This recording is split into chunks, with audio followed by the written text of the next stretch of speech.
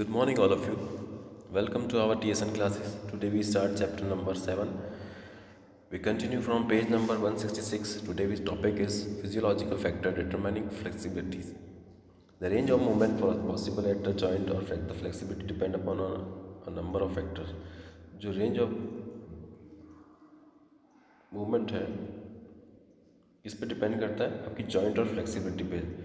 There are some of the factors which are not trainable but some factors are trainable to an extent. कुछ factors ऐसे होते हैं जो trainable नहीं होते और कुछ फैक्टर ऐसे होते हैं जो ट्रेनेबल होते हैं जिसको हम कितना ही खींच सकते हैं या कितना ही दूर तक ले जा सकते हैं. The various factor which determine the flexibility are describe below. Muscle strength first है. The muscles should have a minimum level of strength to make the movement of possible specially against gravity and external force. कुछ muscles ऐसी होती है जिसको हम minimum level तक strength से उस मूवमेंट को स्पेशली ग्रेविटी के टाइम और एक्सटर्नल फोर्स से हम उसको एक अच्छी हाइट तक ले जा सकते हैं. In sprint sports the legs और knees can not be lifted to the required height और angle if the related muscles abdominals are weak. हम अगर हमारी एब्डोमिनल मसल्स वीक है तो हम उस स्प्रिंट स्पोर्ट्स में जो अपने लेग और नीज को लिफ्ट नहीं कर पाते हैं जो रिक्वायर्ड हाइट पे चाहिए होती है और एंगल पे चाहिए होती है, क्योंकि हमारी जो एब्डोमिनल मसल है वो वीक होती है. In fact weak muscles can become a limiting factor for achieving higher range of movement. Weak muscle can become a limiting factor.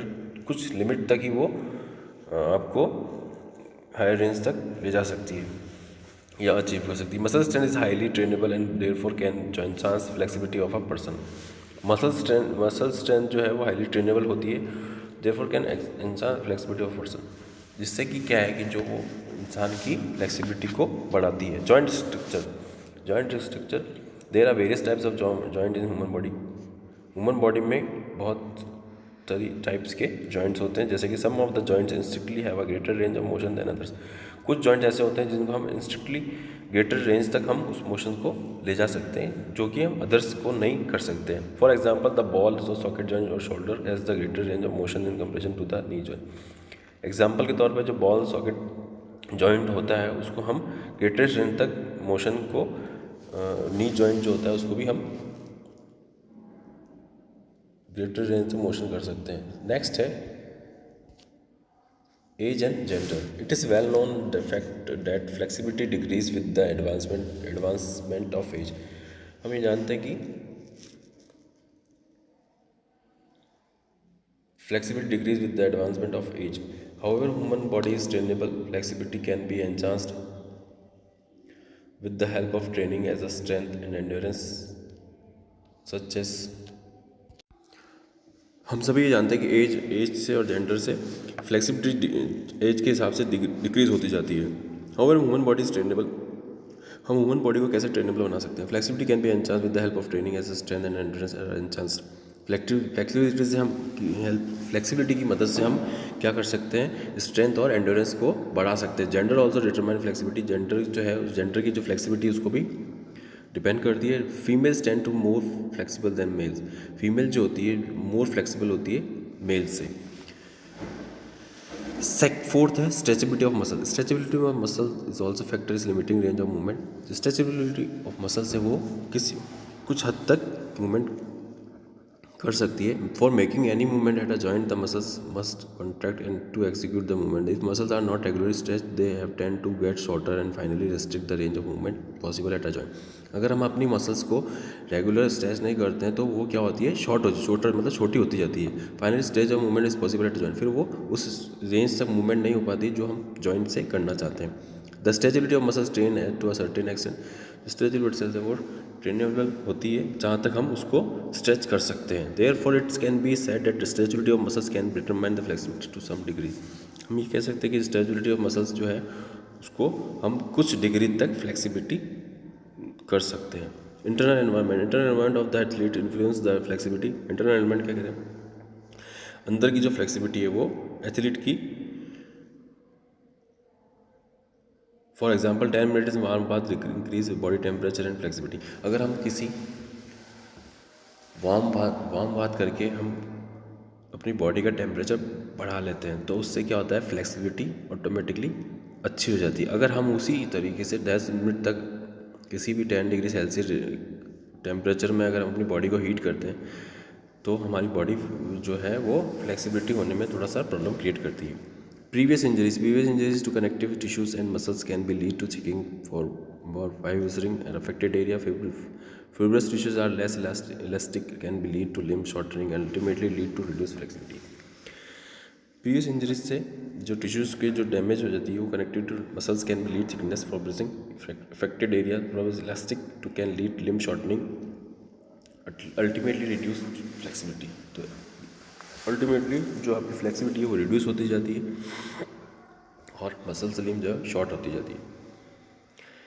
7.2 effect of areas can on cardiorespiratory system. Increase in the size of heart.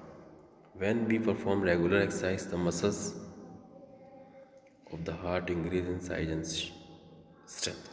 जब हम कुछ भी regular exercise perform करते हैं तो हमारे जो muscles है वो और हार्ट है वो इंक्रीज करता है. कैसे? शेप और साइज में, और उसकी स्ट्रेंथ बढ़ाता है. In fact the left ventricle adapt to the greatest extent. जो लेफ्ट आपका जो वेंट्रिकल होता है वो थोड़ा सा ग्रेटेस्ट होता है. The heart walls grow stronger and thicker. जो हार्ट वॉल्स होती है वो बढ़ती है और स्ट्रॉन्ग होती है और थिकर होती है. Recent studies show the myocardials wall thickness also increases. Research studies में पता पड़ा है कि मायोकार्डिकल जो वॉल होती है वो थिकनेस भी होती है और ऑल्सो इंक्रीज भी होती है. Decrease in resting heart rate. Regular exercise decreasing the resting heart rate. Regular exercise से हम क्या कम करते हैं, अपनी जो हार्ट रेट होती है वो डिक्रीजिंग होती है. If a 10-week training program in given to an individual whose initial resting heart rate is 72 beats per minute. Initial training में जो पता पड़ा है कि इनिशियल हार्ट रेट कितनी होती है, 72 बीट्स पर मिनट. एक मिनट में 72 बार अपना हार्ट जो है वो 72 बार बीट करता है. After this training time this resting heart rate may be reduced up to 10 beats per minute. इससे after this training time his resting heart rate may be reduced up to 10 beats per minute. After regular exercise the heart finally become more efficient. It does not require to beat also quickly to supply body to the body at rest. It has been noted that highly conditioned athlete can have their resting heart rate in the 30 seconds में. जो highly जो होते हैं athlete वो उनकी जो heart beat होती है वो 30 सेकेंड में काउंट हो जाती है, नोट की गई है. Stroke volume increase at stroke volume. Regular exercise help increase the stroke volume at rest. Regular exercise से आप क्या बढ़ता है, आपका वॉल्यूम, स्ट्रोक वॉल्यूम बढ़ता है. The stroke volume at rest up to 50 to 70 milliliters beat in untrained individual, 70 to 90 in untrained individual, 90 to 110 beat is the best endurance athletes. Increase in cardiac output. Regular exercise tend to increase the cardiac output. Regular exercise से आपका cardiac output बढ़ता है और the cardiac output in trained individual may be 14 to 20 litre per minute, 25 to 35 litre per minute in trained individually, and in the best athlete the cardiac output can be high as 40 litre minute at rest. Increase blood flow in response to supply the muscles with more oxygen during exercise. The body increases the number of capillaries. Their exciting capillaries also open wider. The blood distributions become more efficient and effective. As a result, above mentioned fact, there increase blood circulation in the body.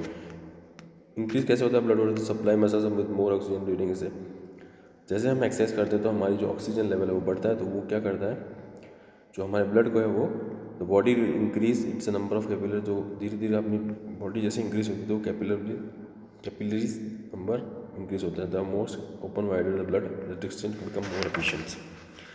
Second है decrease in blood pressure. Regular exercise decrease the blood pressure, systolic and diastolic blood pressure up by up to 10 millimetre high gram at rest. Regular exercise से हमारा blood pressure जो है कि कम होता है. Increase in blood volume. Regular exercise also increase the blood volume in. Regular exercise करने से हमारा जो है ब्लड वॉल्यूम बढ़ता है. Quickly recovery rate. Regular exercise करने से हमारी जो रिकवरी रेट है वो अच्छी हो जाती है. एथलीट का हार्ट रेट है वो नॉर्मल हो जाता है. Increase in tidal air capacity. Tidal air is the amount of air that flow in out of the lungs each quiet respiratory movement. ये रेस्पिरेटरी मूवमेंट्स है जो है कि जो हम एयर लेते हैं वो हमारे लंग्स की कैपेसिटी को बढ़ाता है। Decrease in the rate of respiration in certain weight when we beginners start to exercise his rate of respiration increase, but when the same individual perform an exercise on a daily basis in respiration or rest decreases some or to the earlier stages. Unused alveoli become active. Thank you. Next part.